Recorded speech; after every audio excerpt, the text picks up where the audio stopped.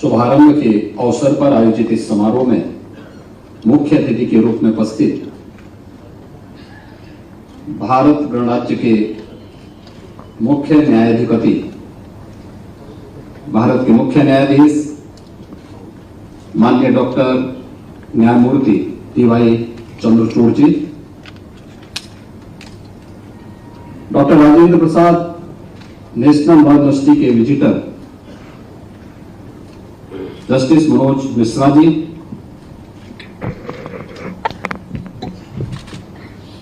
उच्च न्यायालय इलाहाबाद के मुख्य न्यायाधीश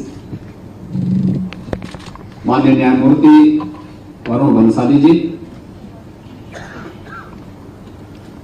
उत्तर प्रदेश के महाधिवक्ता Shri Ajay Kumar Mishra ji, bar council of India के अध्यक्ष श्री मनन कुमार मिश्रा जी, आज के इस समारोह में जिनकी गरिमामयी उपस्थिति है, उच्चतम न्यायालय के माननीय न्यायमूर्ति जस्टिस राजेश विंदल जी, उत्तर प्रदेश सरकार में मेरे सहयोगी, मंत्रिमंडल के सहयोगी श्री नंद गोपाल नंदी,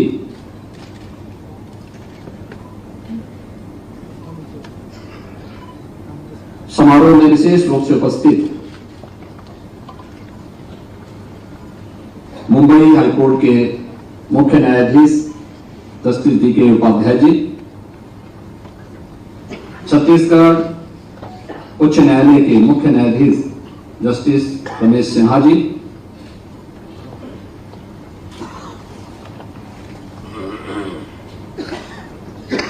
इलाहाबाद उच्च न्यायालय के हमारे सभी माननीय न्यायमूर्तिगण,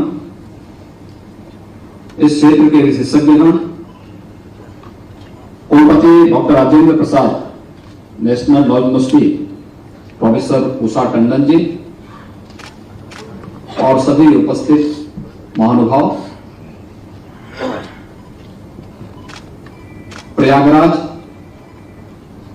गंगा, यमुना और सरस्वती इस त्रिवेणी का महासंगम है, लेकिन इसके साथ ही यह धर्म, ज्ञान और न्याय की पवित्र त्रिवेणी भी है। 8 वर्ष के बाद इस प्रयागराज में एक नई उपलब्धि की कड़ी जोड़ने के लिए भारत के महान्यायविद, मुख्य न्यायाधीश माननीय डॉक्टर न्यायमूर्ति डी.वाई. चंद्रचूड़ जी का आगमन हुआ है।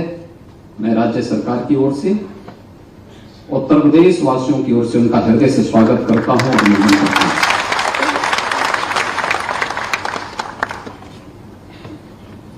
चंद्रचूड़ साहब का इलाहाबाद उच्च न्यायालय के मुख्य न्यायाधीश के रूप में कार्यकाल न्यायिक इतिहास में उत्तर प्रदेश वासियों के लिए एक स्मरणीय बना हुआ है। उन्होंने उस समय जो नजीर प्रस्तुत की न्यायिक क्षेत्र में,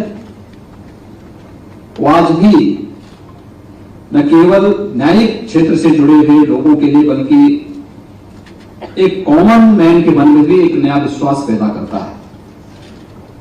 तो स्वाभाविक रूप से जब इस धर्म, ज्ञान और न्याय की त्रिवेणी के इस महासंगम में एक नई कड़ी जोड़नी थी, तो उस कड़ी का शुभारंभ किसके कर कमलों से हो। मैं इसके लिए विश्वविद्यालय, इस नवगठित विश्वविद्यालय के विजिटर जस्टिस मनोज मिश्रा जी को,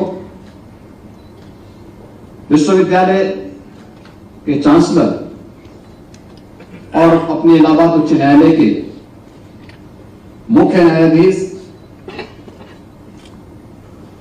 श्री वरुण बंसाली जी को,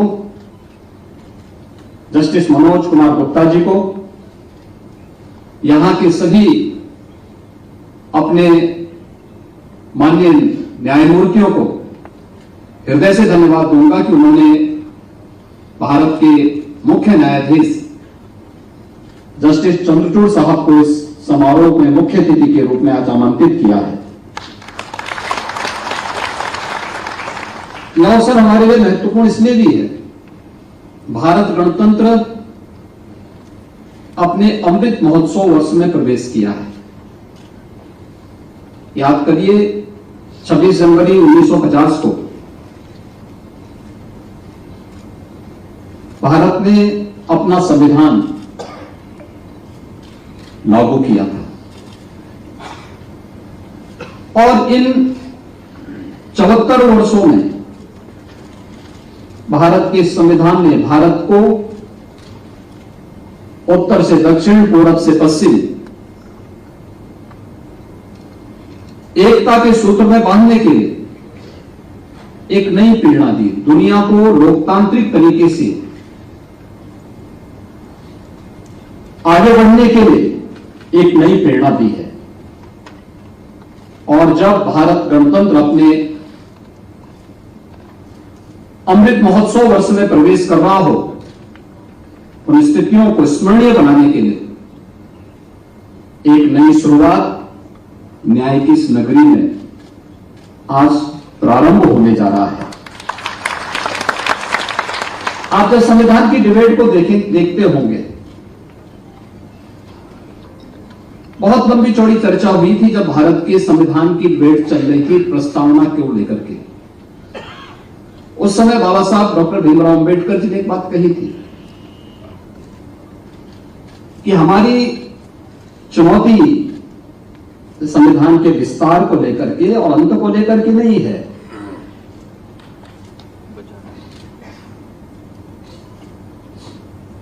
हम इति को लेकर के परेशान होते हैं कि समारोह कैसा हो, समारोह अच्छा होगा, उसके परिणाम भी अच्छे आएंगे, बशर्ते हमने शुरुआत अच्छी की है। इति की चिंता मत करिए, अर्थ की शुरुआत यानी अर्थ की चिंता करिए, शुरुआत कैसे हम कर रहे हैं। और ये शुरुआत अच्छी हुई है और वह भी भारत के संविधान निर्माण समिति के अध्यक्ष डॉक्टर राजेंद्र प्रसाद जी के नाम पर, जो भारत गणतंत्र के पहले राष्ट्रपति भी बने थे, उनके नाम पर बनने वाले इस विश्वविद्यालय का शुभारंभ आज भारत के मुख्य न्यायाधीश माननीय चंद्रचूड़ साहब के कर कमलों से प्रारंभ होने जा रहा है। एक नए सत्र की शुरुआत होने जा रही है। मुझे प्रसन्नता है कि जिन छात्रों का इसमें प्रवेश होने वाला है, उनमें से बहुत सारे छात्र, उनके अभिभावक भी इस समारोह के भागीदार बन रहे हैं। यदि उनके लिए बड़ा स्मरणीय होगा, क्योंकि जिस फील्ड में अपने कैरियर को बनाना चाहते हैं, उसका आज के समय के सबसे चमकता हुआ सितारा उनके सामने है, उनको गाइड करने के लिए, उनका मार्गदर्शन करने के लिए, उनकी प्रेरणा के लिए। तो स्वाभाविक रूप से वह उनके लिए एक नई प्रेरणा है। उत्तर प्रदेश के लिए हमारे लिए एक उपलब्धि है कि हम उत्तर प्रदेश को एक नेशनल लॉ यूनिवर्सिटी देने की दिशा में अग्रसर हुए हैं। आज उत्तर प्रदेश देश की एक बड़ी अर्थव्यवस्था के रूप में आगे बढ़ा है। हमने आदरणीय प्रधानमंत्री जी के मार्गदर्शन में, उनके नेतृत्व में विगत 6-7 वर्षों में उत्तर प्रदेश के अंदर सुशासन को स्थापित करने ने कुछ सफलता प्राप्त की। सुशासन की पहली शर्त है रूल ऑफ लॉ, और रूल ऑफ लॉ बगैर बार और बेंच के सहयोग से नहीं हो सकता है, कभी नहीं हो सकता है। और मैं इस बात के लिए उत्तर प्रदेश के बार को भी और बेंच को भी इस बात के लिए हृदय से धन्यवाद भी दूंगा, उनका आभार भी व्यक्त करूंगा। उत्तर प्रदेश के सुशासन के इस मॉडल को स्थापित करने के लिए उनका सकारात्मक सहयोग प्रदेश को हमेशा प्राप्त हुआ है। उसी का परिणाम है कि आज उत्तर प्रदेश कुछ नया करने की दिशा में अग्रसर हुआ है। मैं इस बात के लिए आश्वस्त कर सकता हूं, न केवल doctor Rajendra Prasad national law university के इंफ्रास्ट्रक्चर के लिए, बल्कि मैंने पहले भी कहा कि सुशासन की पहली शर्त वह रूल ऑफ लॉ है, और यह तभी संभव हो सकता है जब उनके पास अच्छा इंफ्रास्ट्रक्चर हो। राज्य सरकार इस दिशा में किसी भी प्रकार की कोई कोताही नहीं बरतेगी और मेरे पास जब भी न्यायिक क्षेत्र से जुड़े हुए कोई भी इस प्रकार के प्रस्ताव आते हैं, हम अपने अधिकारियों से भी कहते हैं कि देखो, एक कॉमन मैन का विश्वास न्यायिक जगत से बना है, हमें उस विश्वास को बरकरार रखने में अपना योगदान देना चाहिए। क्योंकि अगर लोकतंत्र में जनता का विश्वास डगमगाया तो फिर उसको सड़कों पर उतरने में देर नहीं लगेगी। उस विश्वास को बनाए रखने के लिए आवश्यक है कि हमें भारत के लोकतंत्र के इन स्तंभों को और मजबूती प्रदान करनी चाहिए। जितना अच्छा हो सकता है उतना अच्छी और उतना सकारात्मक सहयोग हमें करना चाहिए। और मैं इस बात के लिए आश्वस्त कर सकता हूं कि चाहे वह यहां पे उच्च न्यायालयों का हो, जनपदीय इंटीग्रेटेड न्यायिक कॉम्प्लेक्स बनाने के कार्यक्रम का हो, या फिर अन्य बाहर से जुड़े हुए उन सभी समस्याओं के समाधान का हो। हम उन लोगों से कहते हैं, देखो, लोकतंत्र में हमें डायलॉग के महत्व को समझना होगा। आपकी कोई बात हो तो सीधे पहले एक बार अपनी बात को शासन तक पहुंचा दीजिए। उसके लिए एक माध्यम है, अब उन तक किसी भी माध्यम से हमारे पास वो बात पहुंचती है तो उसका हम सकारात्मक रूप से उसका समाधान निकालेंगे और उसको हम समाधान तक पहुंचाएंगे। क्योंकि सरकार के पास पहुंचने का मतलब फिर समस्या नहीं रहनी चाहिए, वो समाधान में बदलनी चाहिए। और समाधान का रास्ता हमें हर हाल में निकालना और समाधान के उस मार्ग को निकालने के लिए सरकार जब आगे बढ़ती है तो अवश्य उसका कोई निष्कर्ष भी अवश्य निकलता है। और मुझे प्रसन्नता है कि आज उत्तर प्रदेश उस दिशा में आगे बढ़ा है। आज का यह अवसर उत्तर प्रदेश वासियों के लिए भी और प्रयागराज वासियों के लिए भी अत्यंत महत्वपूर्ण है। प्रयागराज वासियों के लिए इसलिए भी क्योंकि चंद्रचूड़ साहब का एक लंबा समय यहां पर मुख्य न्यायाधीश के रूप में इलाहाबाद उच्च न्यायालय में व्यतीत हुआ। उनकी स्मृतियां यहां से जुड़ी हुई और इलाहाबाद वासियों की स्मृतियां भी उनके साथ जुड़ी हुई है। तो स्वाभाविक रूप से 8 वर्ष के बाद उनका यहां पे आगमन हुआ है। तो यहां तो उनके लिए स्मरणीय है ही, लेकिन जब आए हैं तो यहां के लिए नेशनल लॉ यूनिवर्सिटी को भी दे करके जा रहे हैं। तो यह और भी महत्वपूर्ण होगा कि उनकी यात्रा यहां के लिए और आने वाली कई पीढ़ियों के लिए, कई युगों के लिए स्मरणीय होने जा रही है। पीढ़ियां इस दिन के देख करके भावुक होंगी। वे इस दिन को देख करके जब भी कैसे इसकी शुरुआत हुई थी, कहां से शुरुआत हुई थी, इन सभी को लेकर के उनके मन में एक नई प्रेरणा होगी। और मुझे प्रसन्नता है कि यहां पर जो अभी कुलपति, जो यहां की नवनियुक्त कुलपति है प्रोफेसर उषा टंडन जी ने आपके सामने बताया कि यह फर्स्ट ईयर में हम यहां पे BA-LLB के 5 इयर्स कोर्स का प्रारंभ करने जा रहे हैं। नेक्स्ट ईयर में 1 ईयर का LLM का कोर्स प्रारंभ होगा। फिर PhD के पाठ्यक्रम 3 वर्षीय PhD का कार्यक्रम भी यहां पे प्रारंभ होगा।